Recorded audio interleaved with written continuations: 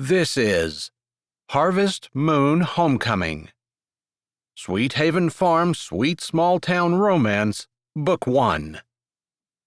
Written by Jesse Gussman. Performed by J. Dice. Episode 7. Chapter 14. Dr. Rothschild stood at the edge of the shed, squinting into the darkness where they stood. Her low, sling-back pump tapped the gravel, and she crossed her arms in front of her cream blouse and light blue dress coat. Her mouth was set in a straight, flat line. "I don't think this is appropriate behavior. Not from the high school principal, and certainly not from the district superintendent." Despite her civilized tone, her words were tight and clipped. Ellie closed her eyes. She'd thought the woman had a bit of a thing for Fink. Who wouldn't? And the adage about the fine line between love and hate seemed applicable here. Unless Ellie moved to stop it, Fink's chances at superintendent were most likely gone. "I'm sorry, Dr. Rothschild. Fink, Mr. Finkenbinder, didn't know I was going to drag him behind the shed and, jump him." "Well, that seems very believable to me, except for one thing." Dr. Rothschild tilted her head. "His hand is up your shirt." "Well, you see, he was overcome." "Unlikely. You're not exactly a person who inspires a man to lose his head with lust." "I beg to differ." Fink slid his hand out from under her sweatshirt. She closed her eyes from the sweet friction. He caught her hand in his and moved toward Dr. Rothschild. "You might as well know that Ellie and I are dating. I am anxious and eager and hopeful she'll agree to something more permanent soon." He looked at Ellie with shining eyes. "Maybe by Christmas?" Ellie didn't want to look like a dimwit in front of Dr. Rothschild, but she couldn't seem to get her mouth closed. She shook her head. "Permanent?" "If you want me." "Mr. Finkenbinder, I'm sorry, but the behavior you are currently displaying is still inappropriate, whether you're dating or not. The actions of the administrator of a school must be above reproach at all times.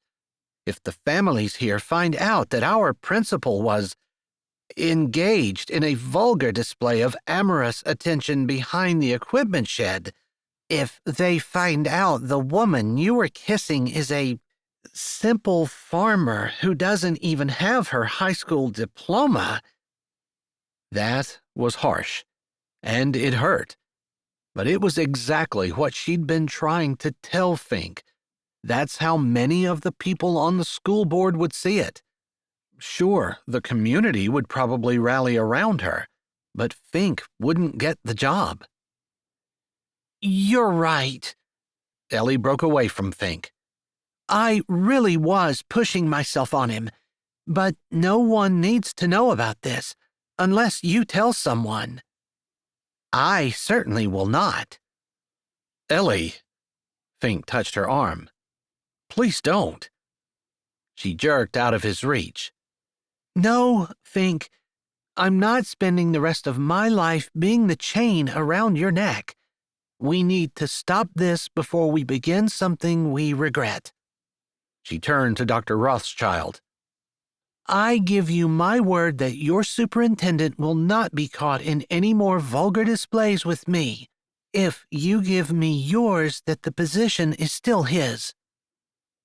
A small smile appeared briefly on Dr. Rothschild's face.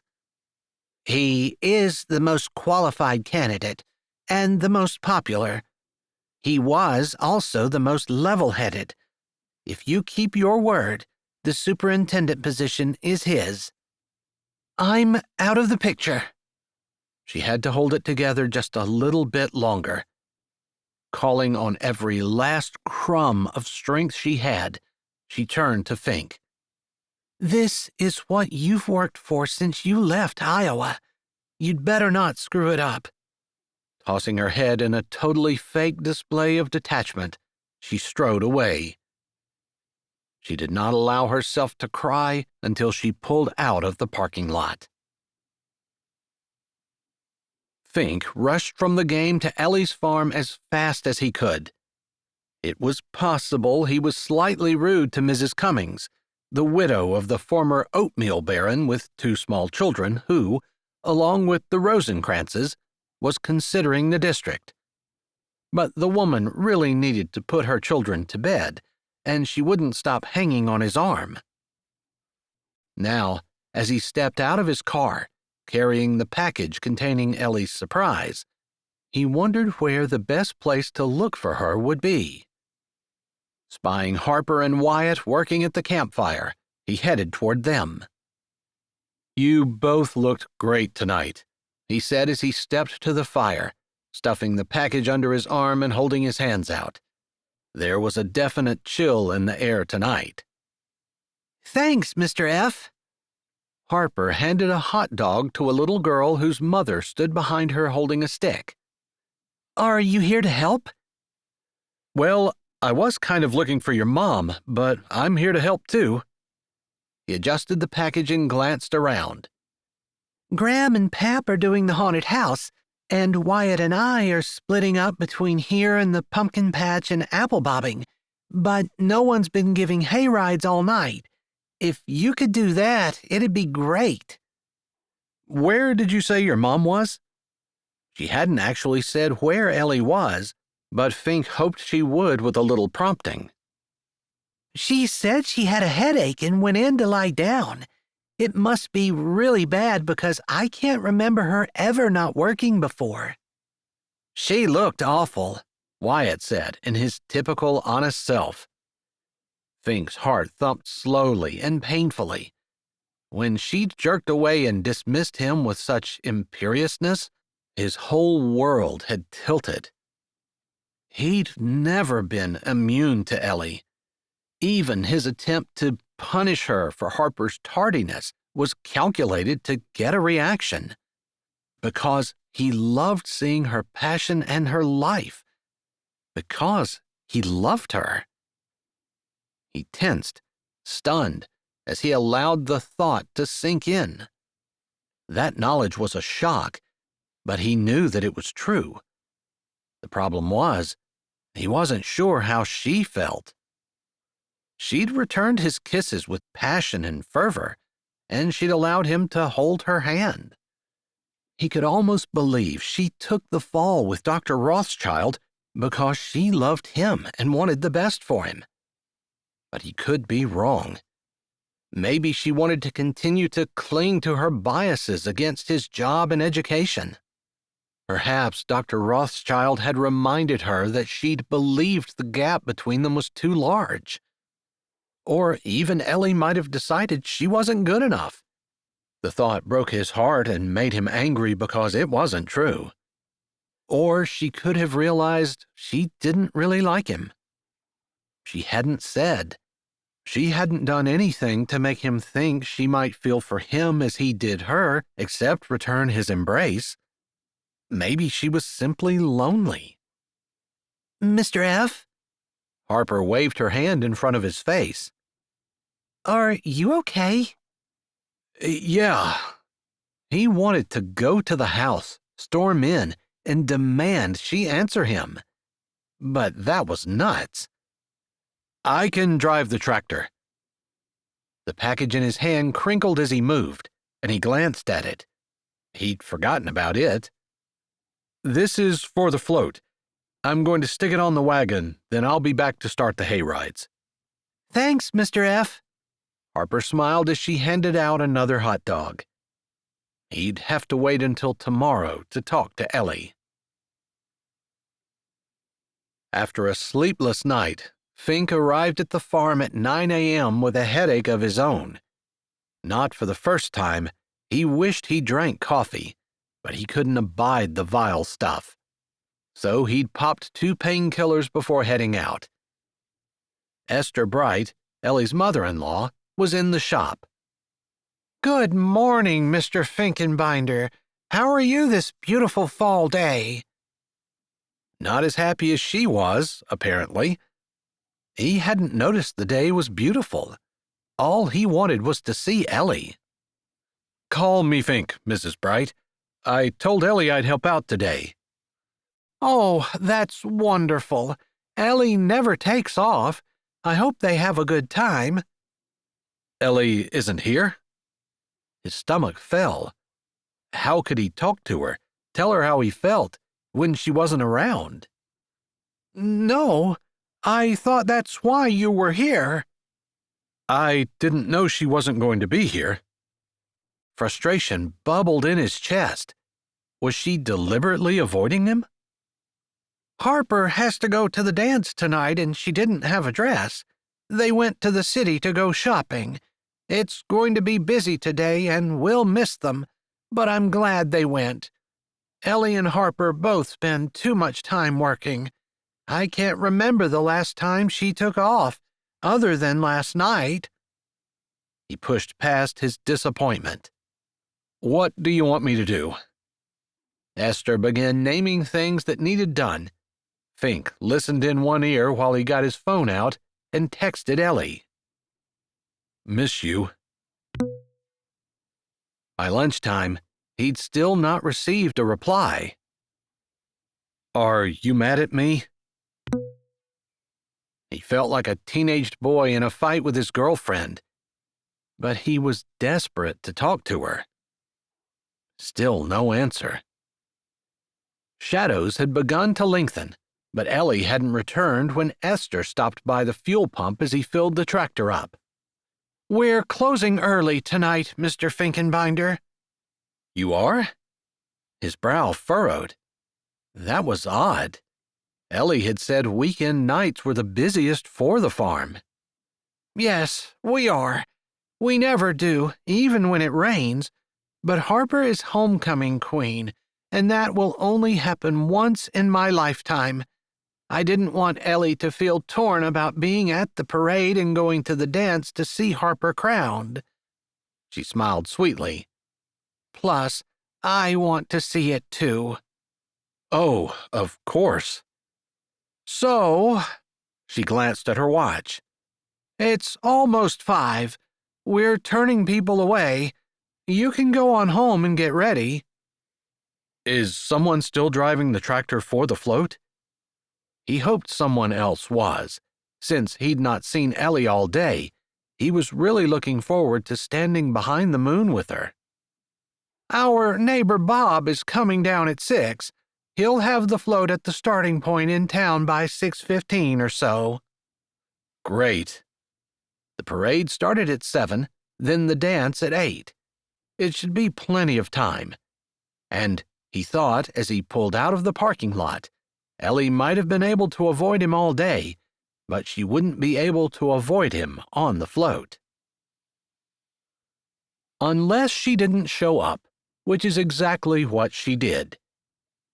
Fink stood beside the float, talking to a parent, when Harper, looking elegant in a long blue off-the-shoulder gown, and Wyatt, looking snazzy in his suit, which had been the first thing Fink had bought him when he came from Chile, because one never knew when a suit would come in handy, climbed up on the float. Fink ended his current conversation abruptly. "Hey, guys," he said to Wyatt and Harper. "Uncle Fink?" "Mr. F.?" "Nice dress," Fink said to Harper, because he figured he should at least mention it before he interrogated her about Ellie. "Thanks." "Where's your mom?" Esther shuffled over to him. "She's tired. She's not used to shopping all day, so she asked me if I would take her place with you." "Where is she?" He checked his watch. 10 minutes until the parade started, and they were the first float. "She was at the farm when we left. She said she might come and watch if she felt up to it." He tried not to growl, but was unsure if he was successful. She'd managed to avoid him all day. Did she say anything about me? His pride lay in a heap at his feet, and he didn't even care. Mr. F., Harper said from the float. He looked up. Yes? Mom's being an idiot. I tried to tell her today. She insists you're too good for her and she'll just be an impediment to your career. She pursed her lips and looked as annoyed as he felt. Yeah, she said the same thing to me. So you don't agree? Harper grinned. Of course not. Well, she said something about the school board president. Harper raised her brows. Apparently it's more than just Mom's opinion. Dr. Rothschild is an idiot. But you need her vote. I don't give a hoot if she votes for me or not. Mom said she doesn't want to be the reason she or anyone else on the board doesn't vote for you. I can fix that. The words were out of his mouth before he thought about them. I'm withdrawing my name from consideration. Harper's brows rose. Don't be rash, Mr. F. I'm not. And he realized it was true. He didn't actually want to be superintendent. He enjoyed working with the kids on a daily basis as principal. The administrative duties were just something he put up with. But as superintendent, that would be all he'd do. Then why had he wanted the position in the first place? The answer was obvious, but no longer relevant. Chapter 15. Ellie stood back in the crowd, anonymous, as the float chugged by. Harper shone with an unmatched radiance as she and Wyatt waved to the cheering crowds lining the street. Ellie had a hard time believing that it was her daughter. She was so poised and beautiful. When had she grown up? It seemed like just yesterday that she'd brought a screaming infant home from the hospital, little more than a child herself, determined in her heart to figure out how to be both a mother and a wife. She hadn't been a very good wife. The kisses with Fink had shown her that. She'd never kissed Liam like she was starving and wanted to lose herself in him. And mother, well, Harper had pretty much become the kind and responsible person she was in spite of Ellie, not because of her. Her eyes went to the silhouettes in the moon. She had to smile. Mom held a pitchfork in one hand and wore an old straw hat on her head. And Fink, her heart skipped and rattled in her chest. He stood with both feet planted, slightly apart, one hand on his hip, one resting on Esther's shoulder. A capable, masculine silhouette. Perfect. The crowd murmured as the float drifted by, pleased and excited and impressed, from what she could tell. Then she noticed the banner on the back. Have you kissed your farmer today? In big, bold script, with the name, address, and phone number of their farm in smaller lettering under the rhetorical question. Fink didn't strike her as horribly romantic, but he'd come up with that. Have you kissed your farmer today? Himself. He certainly hadn't had any help from her. Tears pricked her eyes. Fink hadn't kissed his farmer today. She'd successfully avoided him all day. Plus, she wasn't his, which was her own stupid fault. If only she could turn back time, like 18 years of time. But she wouldn't have Harper, and Harper was the best thing that had ever happened to her. The float turned the corner and disappeared out of sight. Ellie slipped back through the crowd and got in her pickup. As principal, Fink would be at the dance. She hadn't quite figured out how to avoid him there, but she was determined to see Harper crowned. She'd even bought a dress for the occasion. Nothing fancy. This wasn't her night, after all, but nice enough. She hoped. She pulled into the farm and parked the pickup in front of the house, then walked slowly up the dark path to the porch. Usually someone left the porch light on, but the house was dark. Even the harvest moon was hidden behind thick clouds. The night air felt cool against her warm cheeks. Breathing in deeply, she savored the rich fall smells of corn tassels, black soil, tangy leaves, and a trace of wood smoke. It wasn't usually this quiet here, and she soaked in the peaceful isolation. A soft breeze lifted her hair from where it lay in some semblance of order, thanks to industrial-strength hair gel on her neck. She was making the right decision about Fink, letting him go, but her heart felt empty. Funny that they'd only spent this week together, but somehow he seemed a part of her life, one it was hurtful to remove. She adjusted her purse strap over her shoulder and moved toward the porch steps, feeling for the railing in the dark. With Harper graduating, she wouldn't even have an excuse to see Fink anymore. Not that he'd be around anyway. The superintendent had his own set of offices in the back of the elementary school.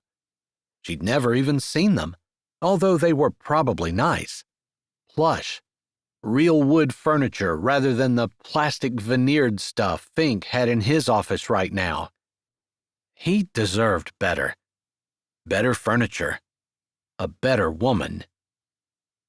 Hey. She jumped, then froze. Fink?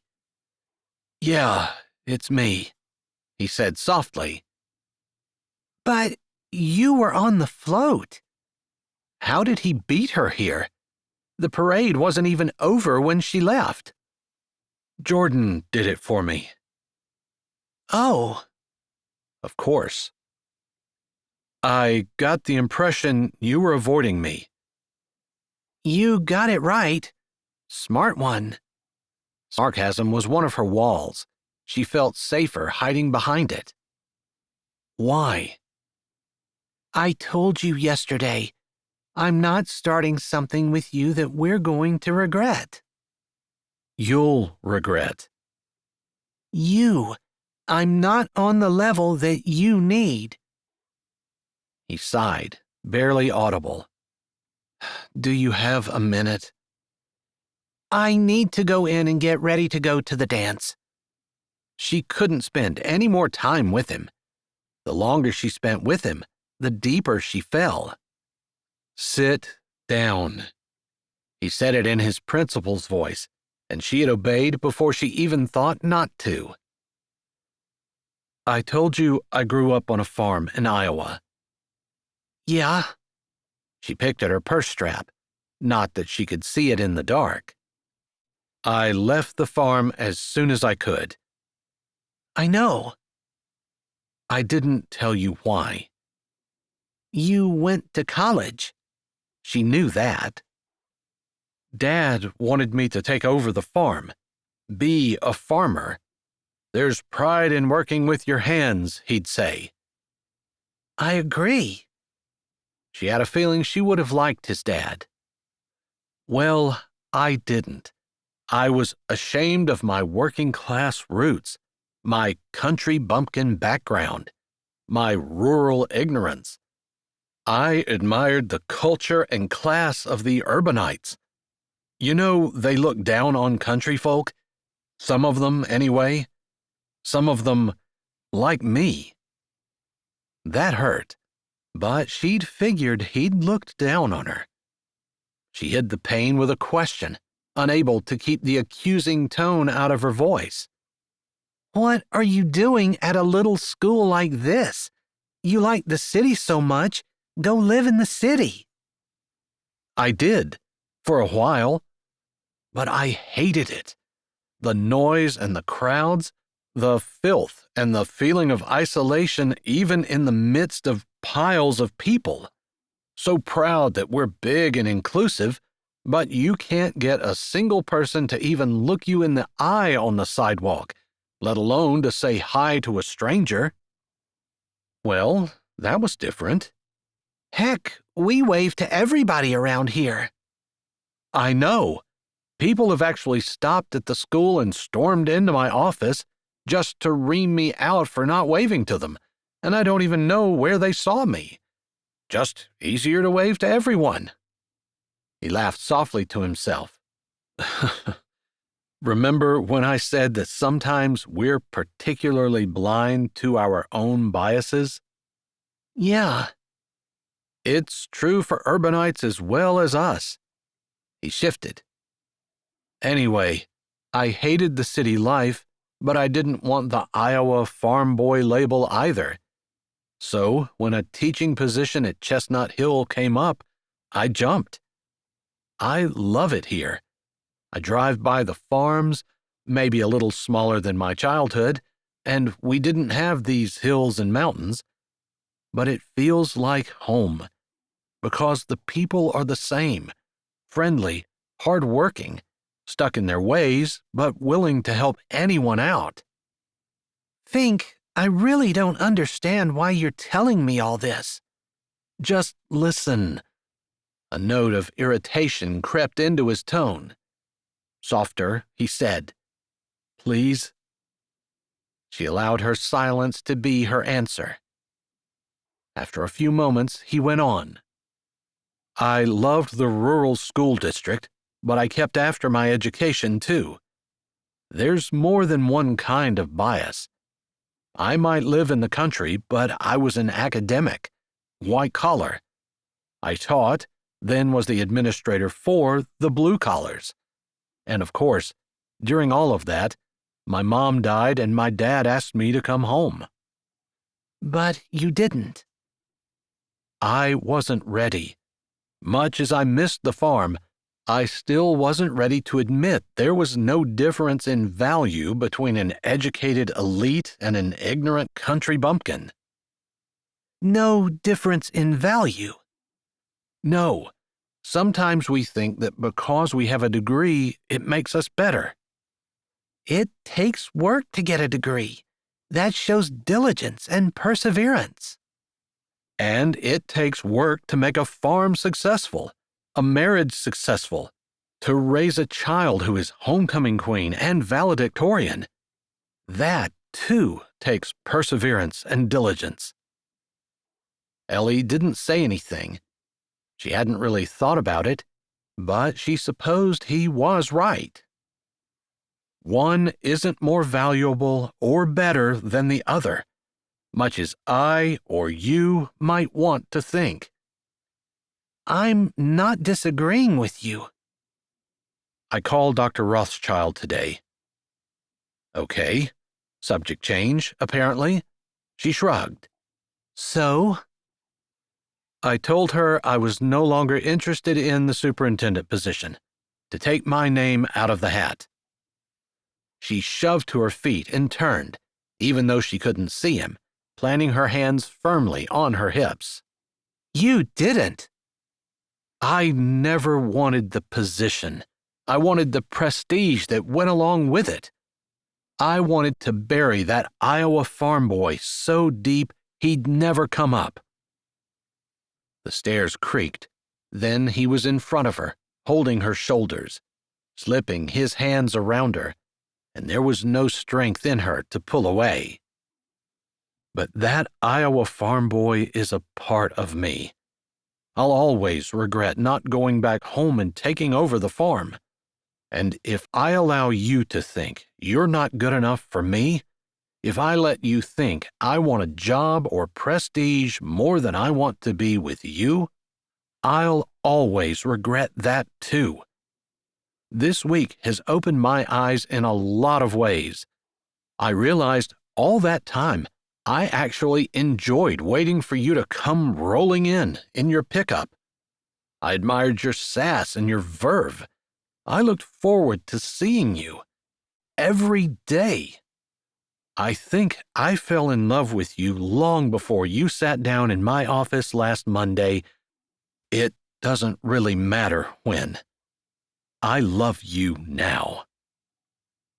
Her heart beat crazily in her chest, and her mouth opened and closed, but she couldn't force out any words.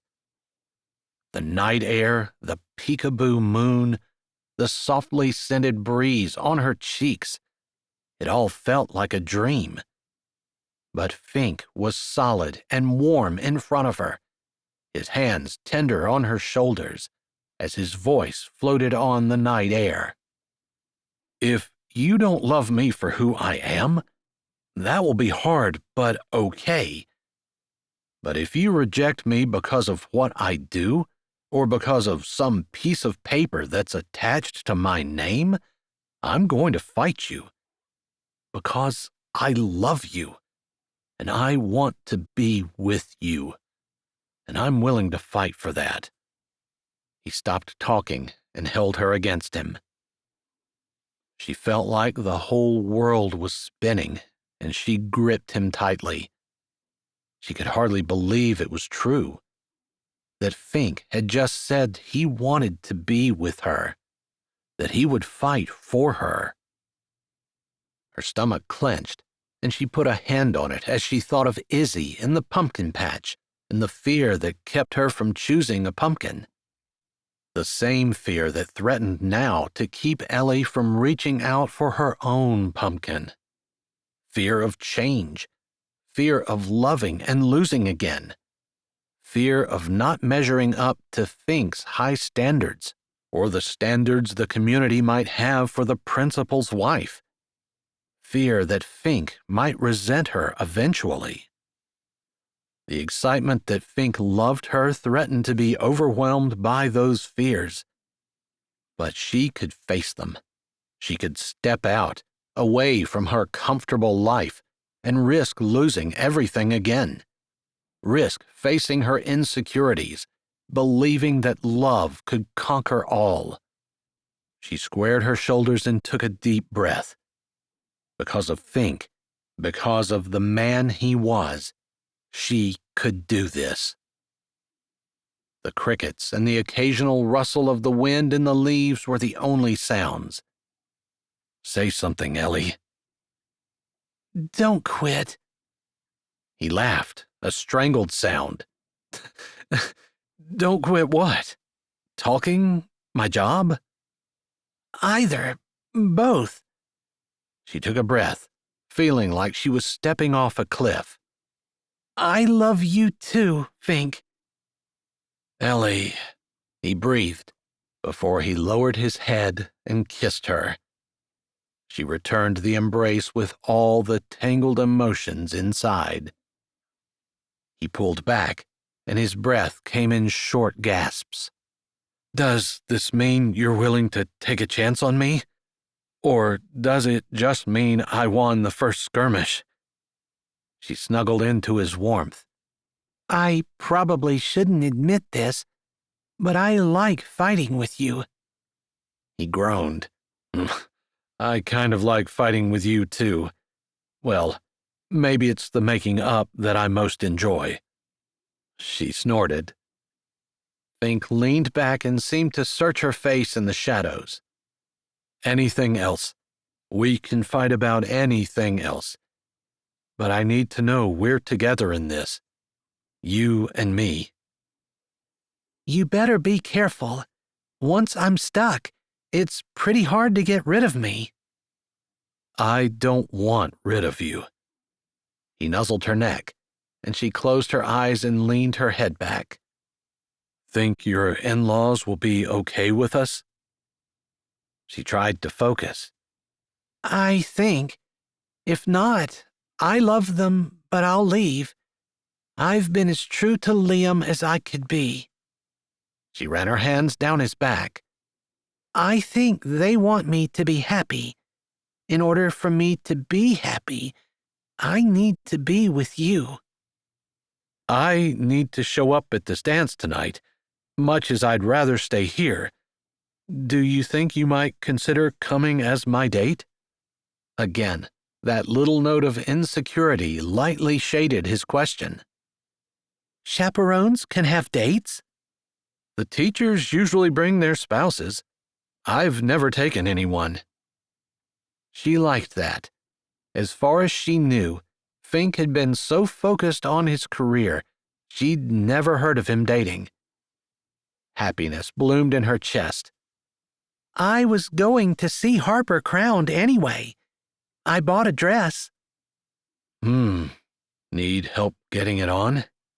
His breath brushed her ear. Mr. Finkenbinder, I'm shocked. That was a yes? That was a, you wait right here, I'll be back out in a few minutes, she said with mock huffiness. What do I have to do to be able to help? His hand stroked down her back. She shivered. I'm a country girl with small-town values. A man needs a legal right to be in my bedroom. Sounds like I need to make a stop at the jewelry store. That'd be a first step. The clouds parted, and the full autumn moon in all its brightness shone down. Fink whispered in her ear, "Have you kissed your farmer today?" I did.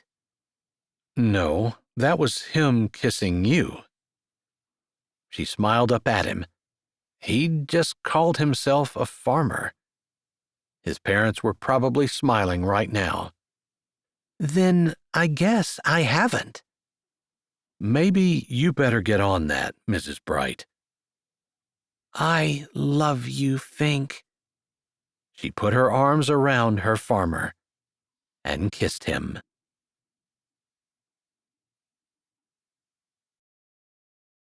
Hi, this is Jay, and thanks for listening. If you're ready for another great audiobook, here's one we think you might like. Or check out the playlist with all our latest releases. Don't forget to subscribe to Say with Jay, give this video a thumbs up, and tell us what you liked in the comments.